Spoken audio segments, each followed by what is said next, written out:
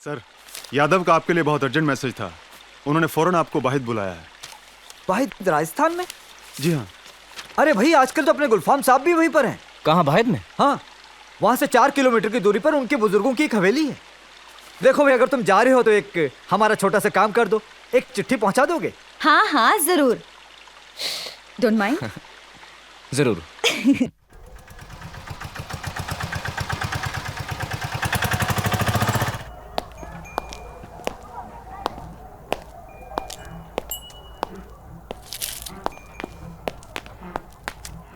मिर्ची सेठ कहाँ है? मिर्ची सेठ। नमस्ते।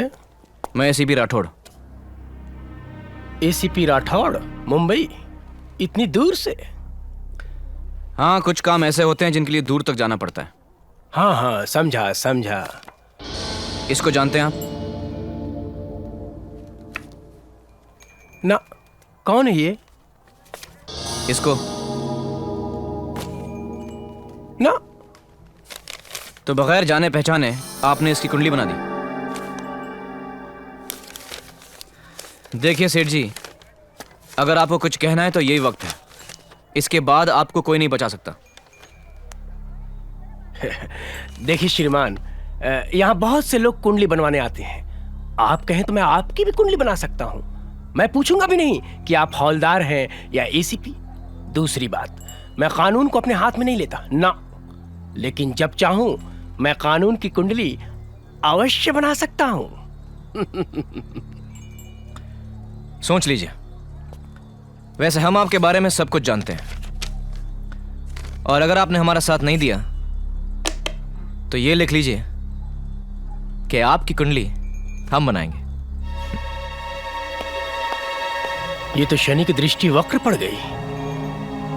ये हुआ कैसे?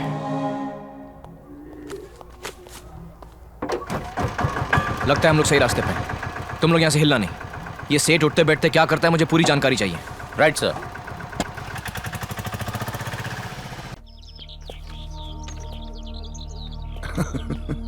सुभान अल्लाह, सुभान अल्लाह। इसे कहते हैं हुस्न इत्तफाक।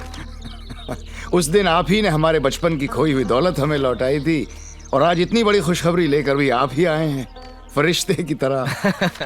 गुलफाम साहब, आप हमें तो इंसान ही रहने दीजिए। अरे नहीं, फरिश्ता हैं आप, फरिश्ता। आपकी दी हुई गजलों की 10 लाख कैसेट्स रिलीज कर रहे हैं रोशन साहब। 10 लाख। इतनी इज्जत और इतना एजाज मिल रहा है मुझे आप ही की बदौलत। जी नहीं, मेरी बदौलत नहीं, आपकी गायकी और आपकी गजलों की बदौलत, जो आपके और हमारे मुल्क में एक सी नहीं, एक ही है। मेरी गजलें और मेरी गायकी सब यहीं की तो मिल्कियत है। उर्दू की पैदाइश हिंदुस्तान में ही तो हुई, और क्लासिकल म्यूजिक भी यहीं का सरमाया है। गुलफाम साहब, आप यहाँ इतनी दूर इस पुरानी सी हवेली में अकेले रहते हैं? बुजुर्गों की याद के साए में रहता हूँ भाई, अकेला कहाँ। ये हमारी पुश्तैनी जायदाद है, पार्टीशन के वक्त छिन गई थी। रोशन साहब की मदद से अब भी कभी कभी यहाँ रहने की इजाजत मिल जाती है। यहाँ रहकर हर एक पल एक उम्र जीने का एहसास होता है। हुकुम, रात के खाने के लिए कोई खास फरमाइश? भाई मेहमान से पूछा करते हैं। जी नहीं गुलफाम साहब, मुझे चलना चाहिए।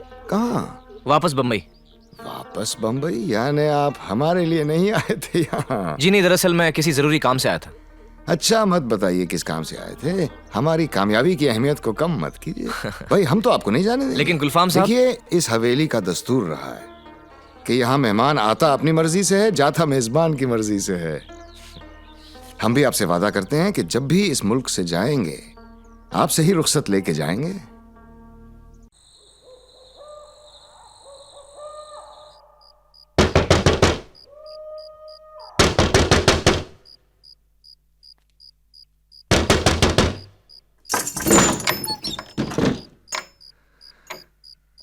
मिर्ची सेठ, इतनी रात गए? हुकुम। क्या बात है? हुकुम, हमसे कोई भूल हो गई है तो हमें दंड दीजिए, किंतु ऐसा खेल तो मत खेलिए हमारे साथ। क्यों हमारी नींद खराब कर रहे हो मिर्ची? साफ साफ बोलो ना, बात क्या है? आज मुंबई से एक आदमी आया हमारे यहाँ। हमें गिरफ्तार करने की धमकी दी। पता लगा है कि इस समय वो आपका मेहमान है। अब इसे क्या समझे हुकुम? अजय की बात कर रहे हो? अजय नहीं हुकुम, एसीपी अजय सिंह राठौड़ कहिए। और इसी के कारण हमारा सारा माल पकड़ा गया। आओ मेरे साथ।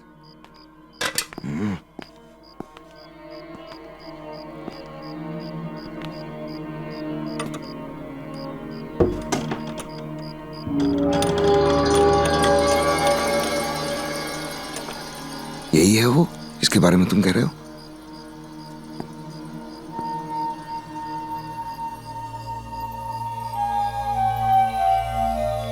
हाँ हुकुम।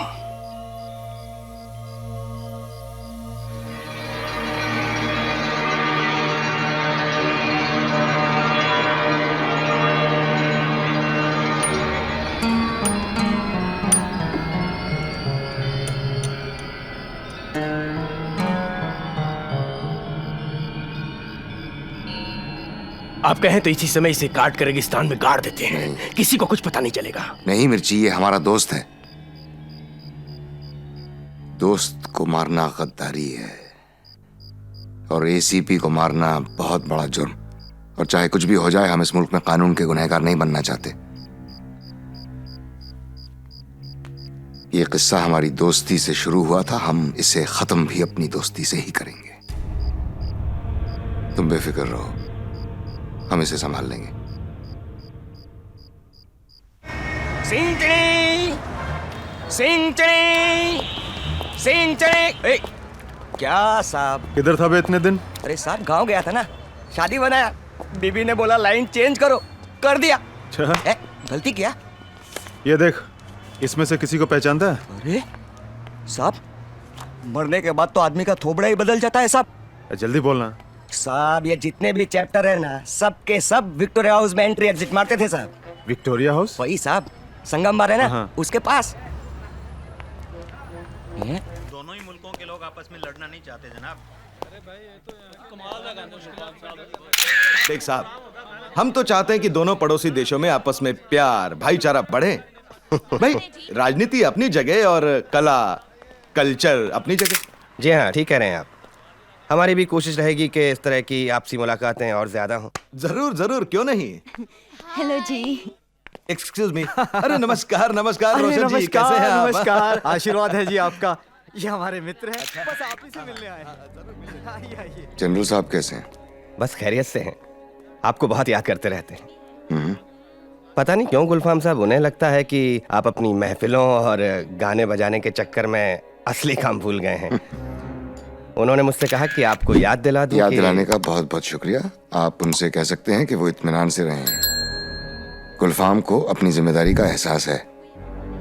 जी गुलफाम साहब, आपने उनसे वादा किया था कि अगर मौका दिया जाए तो आप हिंदुस्तान में सैकड़ों वीरन पैदा कर सकते हैं। लेकिन क्या?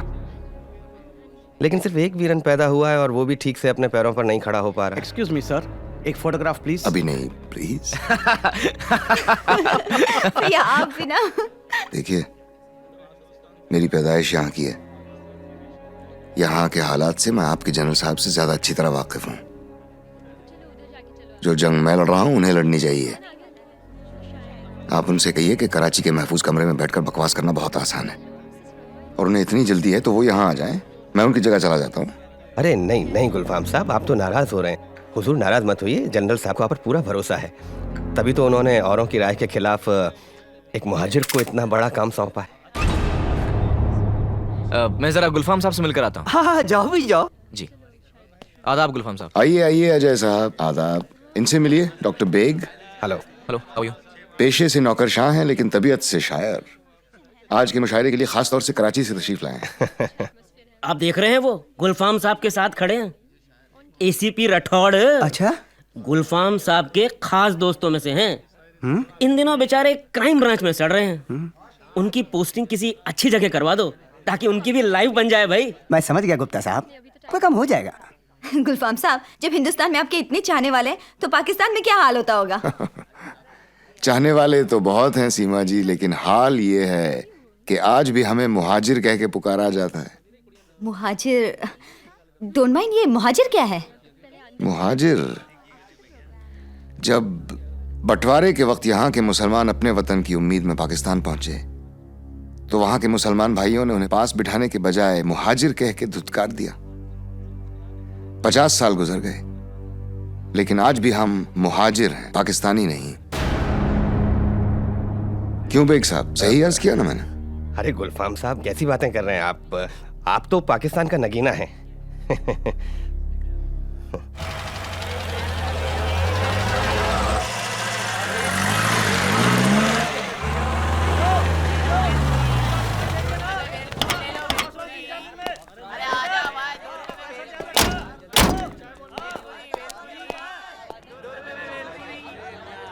अरे ये तो राठौड़ है। सुन, सबको बोल यहाँ से जल्दी से निकल जाए, समझा? मैं यहाँ से निकलता हूँ। रोक गाड़ी, रोक, जल्दी कर। जल्दी से फुट लो, पुलिस का रेड है। चल।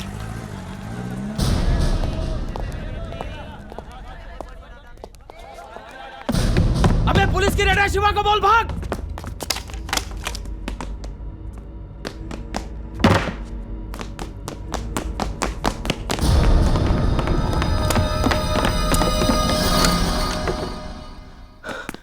शिवा भाई, पुलिस की रेड पड़ी है।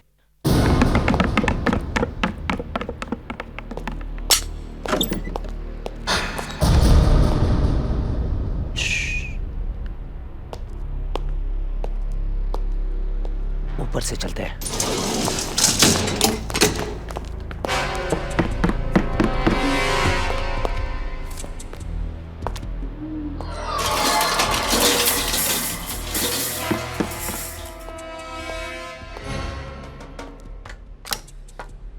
रुक जाओ।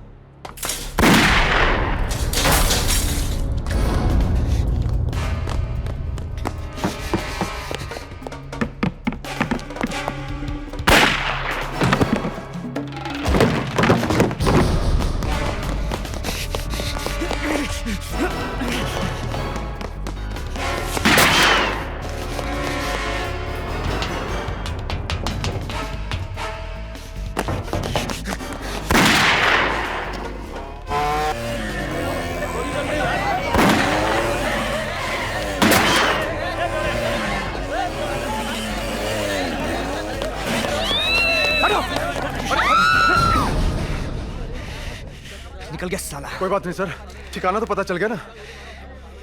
सलीम, एक काम करो, ये बिल्डिंग सील कर दो और सारा माल जब्त कर लो।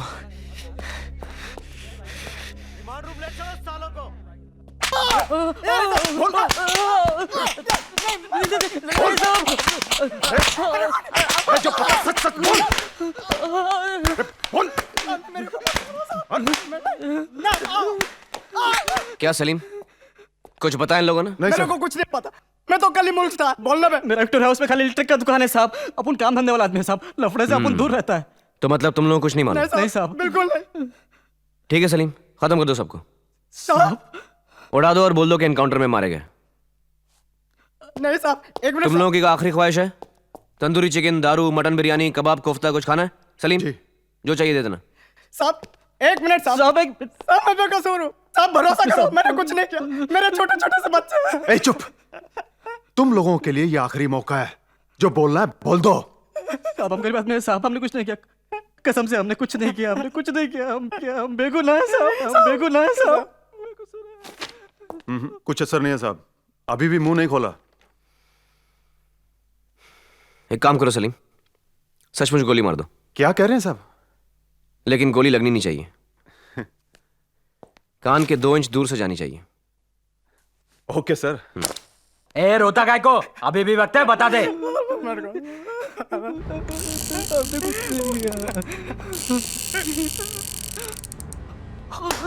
मारो साहब, मत मारो साहब, नहीं साहब, नहीं साहब, मत मारो साहब, नहीं साहब, मत मारो साहब, मत मारो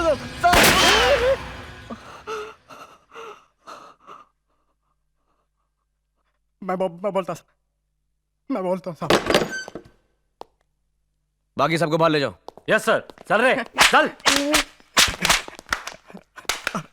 चल बोल। मैं बताता साहब, मेरे को सिर्फ इतना मालूम है, सारा माल राजस्थान से आता है। सुल्तान कहाँ है? वो तो पाकिस्तान भाग गया साहब। अब इधर कौन संभाल रहा है? हाजी सेठ। कौन हाजी? विक्टोरिया हाउस में उसके हाजी टूर्स एंड ट्रेवल्स की एजेंसी है। अभी माल कब आने वाला है? मेरे को बिल्कुल पता नहीं सर। अभी कुछ दिन पहले हाजी सेठ राजस्थान जाके आया सर। अरे ले जाओ उसको।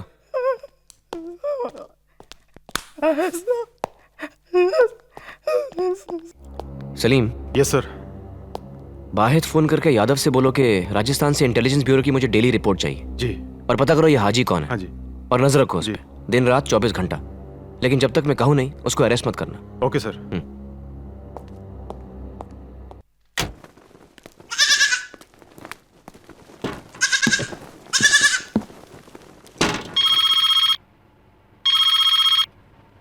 हुकुम। बोलो मिर्ची। हुकुम, आपने कहा था कि आप अपने दोस्त को संभाल लेंगे, किंतु वो तो हाजी तक पहुंच गया। हुकुम, उसने विक्टोरिया हाउस पर रेड कर दी। हाजी बहुत परेशान है हुकुम। वो कहता है कि इंस्पेक्टर सलीम को साथ मिला लेगा और आपके दोस्त को उड़ा देगा। नहीं मिर्ची नहीं, वो ऐसा नहीं करेगा। अजय को मारने में हमारा ही नुकसान है। फिर क्या करे हुकुम?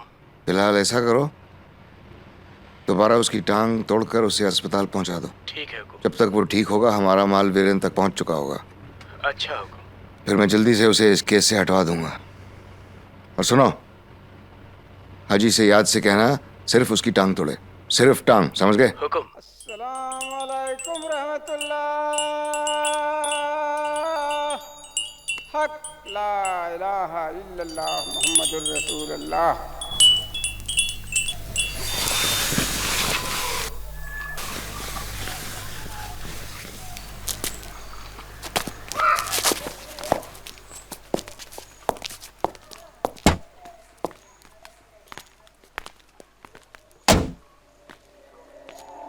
अस्सलाम वालेकुम सलीम मियां।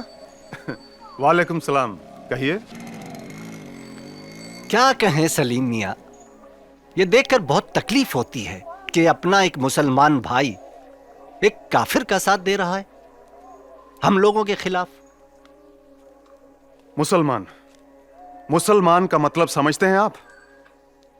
हाँ, जी हाँ, इस्लाम को मानने वाला।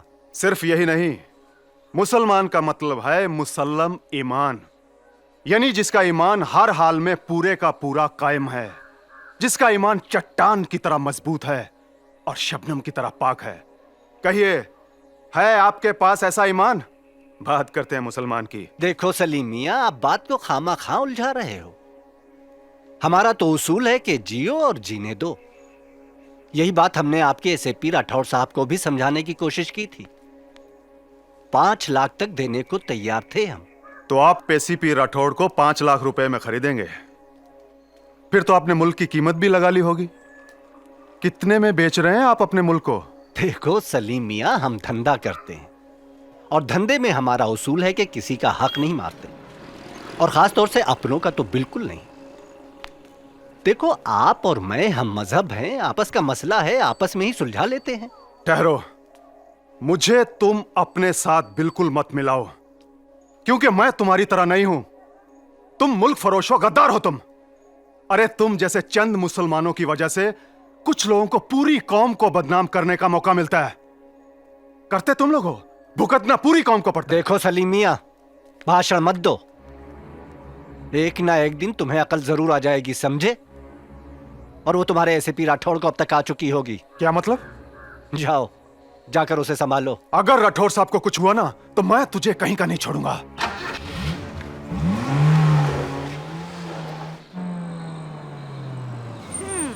डोंट माइंड, कैसे करती हूँ मैं ड्राइव। बिल्कुल सही सलामत पहुंचे हो घर। Thank you. मुझको तो सही सलामत पहुंचा दिया, लेकिन उनका क्या जो रास्ते पर घायल पड़े। अजय!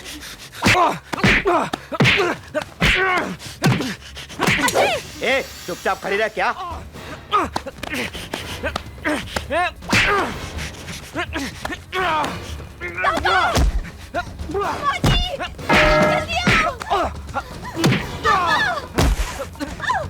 अरे उसे बचाओ, मत मारो मेरे बेटे को, मत मारो मेरे बेटे को, अरे उसे बचाओ, कोई उसे बचाओ, मत मारो उसे। ए, पकड़। अरे तुम पुलिस को फोन करो। रुको। दो। क्यों मार रहे हो तुम लोग? छोड़ दो उसे। अरे क्यों निकलो यहाँ से, पुलिस आ गई।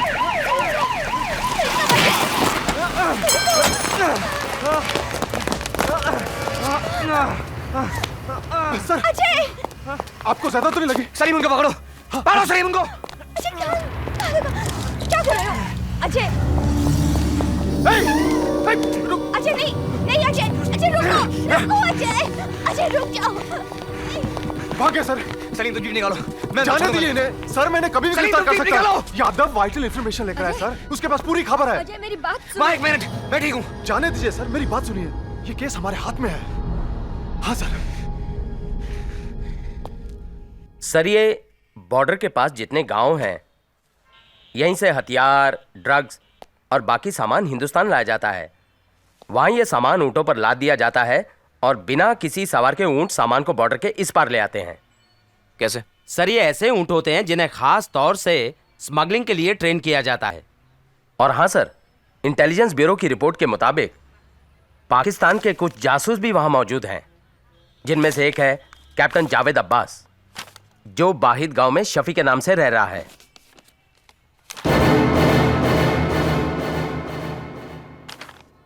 और ये दूसरा है मेजर असलम बेग, जो पिछले दिनों इंडो पाक मुशायरे के लिए खास तौर पर हिंदुस्तान आया था। क्या हुआ सर? कुछ नहीं। और सर आईबी वालों ने शफी का एक मैसेज टेप किया है, जिससे पता चला है कि हथियारों का एक बहुत बड़ा कंसाइनमेंट 2-3 दिनों में आने वाला है। तो सर हमें राजस्थान जाने के लिए बंदोबस्त करना चाहिए। हाँ, मैं डीसीपी साहब से बात करता हूँ। मुझे भी तुमसे बात करनी है। सर जरा अंदर आओ।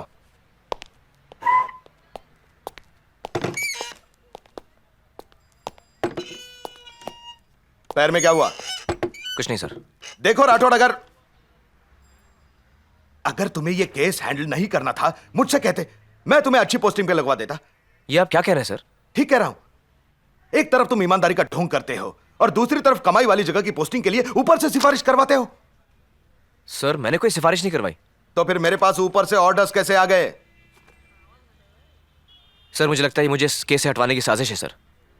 मैं केस को सॉल्व करने के बहुत करीब हूं और इसके लिए मुझे फौरन राजस्थान जाना है। बिलीव मी सर, मुझ पे भरोसा कीजिए। कोई मुझे इस केस से हटवा रहा है सर, मुझे जाने दीजिए प्लीज। ठीक है, तो फिर ये ऑर्डर्स मेरे पास ही रहेंगे। समझो, तुम्हें ये ऑर्डर्स मिले ही नहीं। Thank you sir.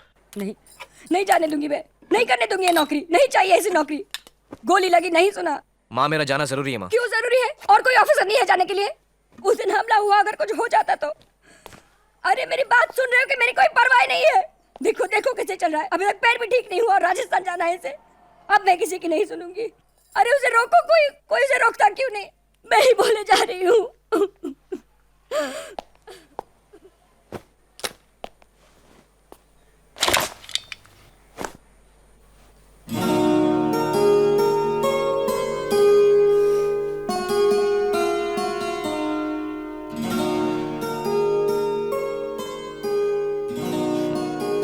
Don't mind. Ajay